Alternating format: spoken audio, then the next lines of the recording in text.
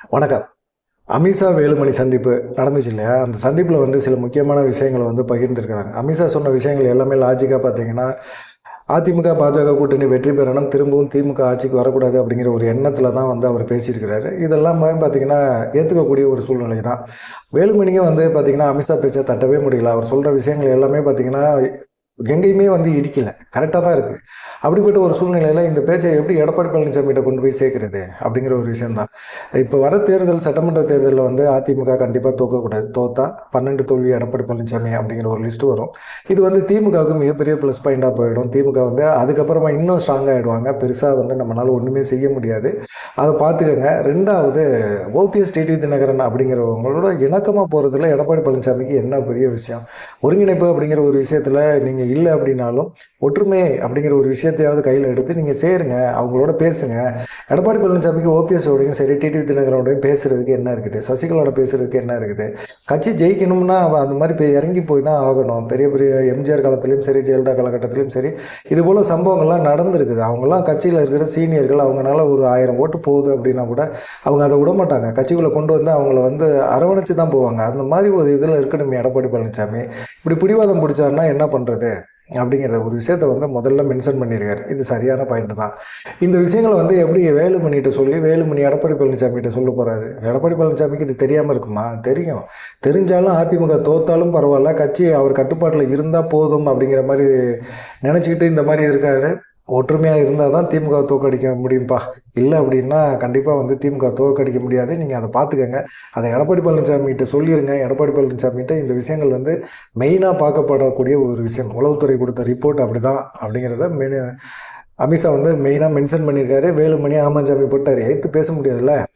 ரெண்டாவது மிக முக்கியமான ஒரு விஷயம் என்னென்னா, அன்புமணியும் சரி, ராமதாஸையும் சரி ஒருங்கிணைந்த ஒரு பாமகவை வந்து உருவாக்குற முயற்சியை எடுங்க அப்படின்னு சொல்லி வேலுமணிக்கு ஒரு அசைன்மெண்ட் கொடுத்துருக்காரு. ஏற்கனவே எடப்பாடி பழனிசாமி சிவி சண்முகம் மூலமாக ராமதாஸ்கிட்ட பேச்சுவார்த்தை நடத்தினார். அவருக்கு வந்து அன்புமணியை பிடிக்கவே பிடிக்காது சிவி சண்முகத்துக்கு. அதனால் பார்த்தீங்கன்னா ராமதாஸ்கிட்ட பேச்சுவார்த்தை நடத்தினார். இப்போ ராமதாஸ்கிட்ட என்ன பெருசாக இருக்குது? நிர்வாகிகள் மட்டும் இல்லை, தொண்டர்கள் பெருசாக இல்லை. இப்போ என்ன அவங்க மகள்கிட்ட ஸ்ரீகாந்திகிட்ட பொறுப்பை படைச்சிருக்கிறாரு. அதனால் பெருசாக வந்து ஒன்றுமே இந்த சைடு இல்லை. அன்புமணிகிட்ட பேசுனா அவர் ஒரு சைடு இழுத்துட்டு இருக்காரு, இங்கிட்டு ராமதாஸ் ஒரு சைடு இழுக்கிறாரு. அவர் சரி 2 பேருமே வாங்கப்பா, அதிமுக பாஜக கூட்டணிக்குள்ள வாங்கப்பானா 2 பேருமே ஆளுக்கு நீ அன்புமணிக்கு எவ்வளோ சீட்டு தரையோ அதே சீட்டை எனக்கு கொடு அப்படிங்கிற பேரம்லாம் வைக்கிறாங்க. இதெல்லாம் பார்க்கும்போது இது சாத்தியமான வேலுமணிக்கு ஒரே குழப்பமாக போச்சு. ஆனால் அமித்ஷா என்ன சொல்கிறாரு? இதெல்லாம் சாத்தியப்படுத்த வேண்டிய வேலை உங்கள் வேலைப்பா. நீங்கள் வந்து எங்களையும் பேச விட மாட்டேறீங்க, நீங்களும் பேச மாட்டேறீங்க. உங்களை நம்பி நாங்கள் கூட்டணி அமைச்சிட்டோம். 1 வருஷம் ஆகப்போகுது. இந்த மாதிரி சூழ்நிலையில் நீங்கள் இன்னமும் கூட்டணி தொடர்பான பேச்சுவார்த்தையை நாங்கள் தான் தலைமை தாங்குவோம், நாங்கள் தான் கூட்டணி தொடர்பான பேச்சுவார்த்தையை நடத்துவோம், கூட்டணிக்கு எவ்வளோ சீட்டு ஒதுக்குறது நாங்கள் தான் முடிவு பண்ணுவோம். எல்லாமே கரெக்டு. ஆனால் நீங்கள் இது வரைக்கும் என்ன செஞ்சுருக்கீங்க அப்படிங்கிறது தானே கேள்வியாக இருக்குது. இப்போ அதிமுக நிர்வாகிகளும் ஓரளவுக்கு சோர்ந்து போயிடுவாங்க, நீங்கள் இந்த மாதிரி செய்கிற செயல்பாடுகள் வந்து சரியில்லை அப்படின்னா அப்படிங்கிற மாதிரி ஒரு கேள்வியை வச்சிருக்கிறாரு வேலுமணி. பாஜக வந்து ஒருங்கிணைக்கிறதுக்கான முயற்சியை எடுக்கிறோம்.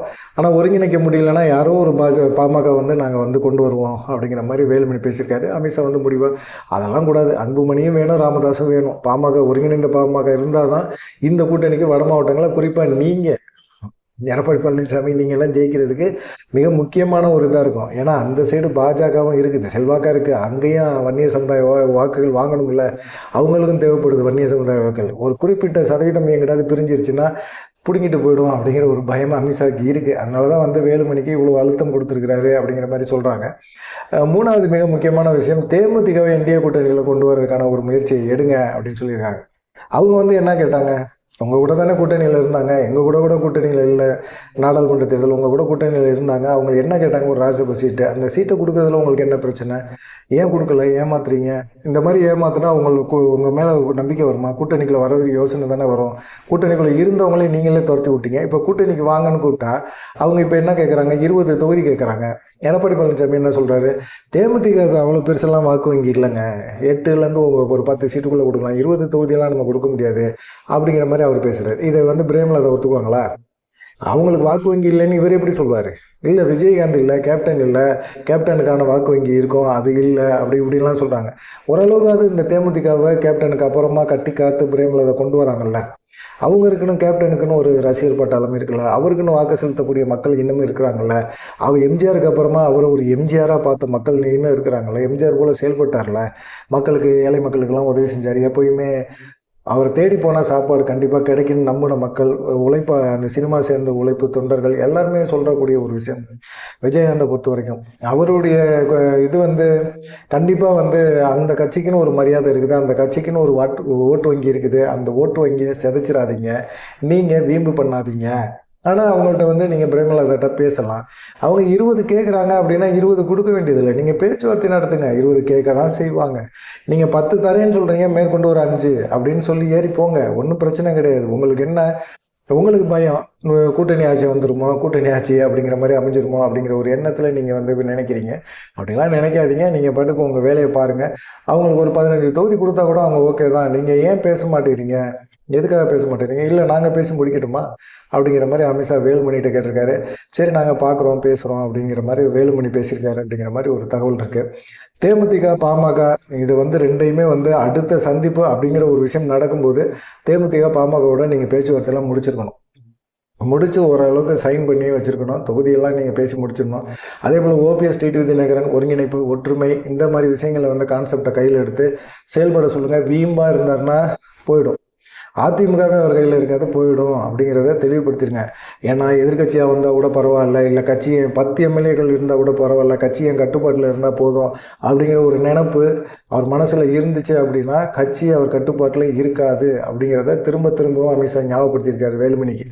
வேலுமணி என்ன பண்ணுவார்? வேலுமணி அமித்ஷா சொல்கிறத கேட்டுப்பார். எடப்பாடி பழனிசாமியை சந்திக்கிறதுக்கு அமித்ஷா சுத்தமாக விரும்பவே இல்லை. எடப்பாடி பழனிசாமியை சந்திக்கிறதுக்கான இதே கூட இல்லை. அவர் வேணான்ட்டார். எடப்பாடி பழனிசாமி எப்போ பியூஷ் கோயல் சொன்னதை கேட்கலையோ, 60 தொகுதிகள் கேட்டதுக்கு முடியாதுன்னு சொன்னாரோ, நிர்வாகிகளோட ஆலோசனை பண்ணணும்னு சொன்னாரோ, அப்பயே அமித்ஷா முடிவு பண்ணிட்டார். இந்த தொகுதி உடன்படிக்கைக்கு வந்தால் எடப்பாடி பழனிசாமிகிட்ட பேசலாம். இல்லைன்னா வேலுமணி, தங்கமணி இவங்க நீங்கள் வாங்க, நீங்கள் பேசுங்க வாங்க அப்படிங்கிற மாதிரி ஒரு எண்ணத்துக்கு வந்திருக்காரு. சசிகலாட்டையும் பேச சொல்லியிருக்காங்க, ஓபிஎஸ்டையும் பேச சொல்லியிருக்காங்க, டிடிவி தினகரன்ட்டையும் பேச சொல்லியிருக்காங்க. வேலுமணி இதை எடப்பாடி பழனிசாமிகிட்ட சொல்லிட்டாரு. வேலுமணி எடப்பாடி பழனிசாமிகிட்ட சொன்னால் எடப்பாடி பழனிசாமி உங்கள்கிட்ட பேசணும்ல, ஒரு தயக்கம் இருக்குல்ல. சசிகலாட்ட எடப்பாடி பழனிசாமி பேசுறதுக்கு என்ன இருக்குது? இல்லைம்மா தப்பு பண்ணிட்டேன் சின்னம்மா அப்படின்னு சொன்னால் முடிஞ்சு போச்சு, சோழி முடிஞ்சு போச்சு. இவர் என்னென்ன பயம்னா, கட்சியை கைப்பற்றிடுவாங்க, திரும்ப வந்துட்டாங்கன்னா அவங்க டாமினேஷன் அதிகமாக போயிடும், நம்மளை தூக்கி போட்டு மேய்ச்சிடுவாங்க, பந்தாடிடுவாங்க அப்படிங்கிற ஒரு பயம் இருக்குது. இல்லையே, பாஜக தான் சொல்லுது இல்லை, பாஜக சொல்கிறத கேளுங்க, பாஜக உங்களை காப்பாற்றும். பாஜக எங்கெங்க காப்பாற்றுது? ஓபிஎஸ் அப்படி தான் நடுத்தருவில் நிப்பாட்டிக்கிட்டாங்க. பாஜக நம்பி போனார், நம்ம சூழ்ச்சியில் மாட்டி ஓபிஎஸ்ஸே தூக்கி போட்டாங்க.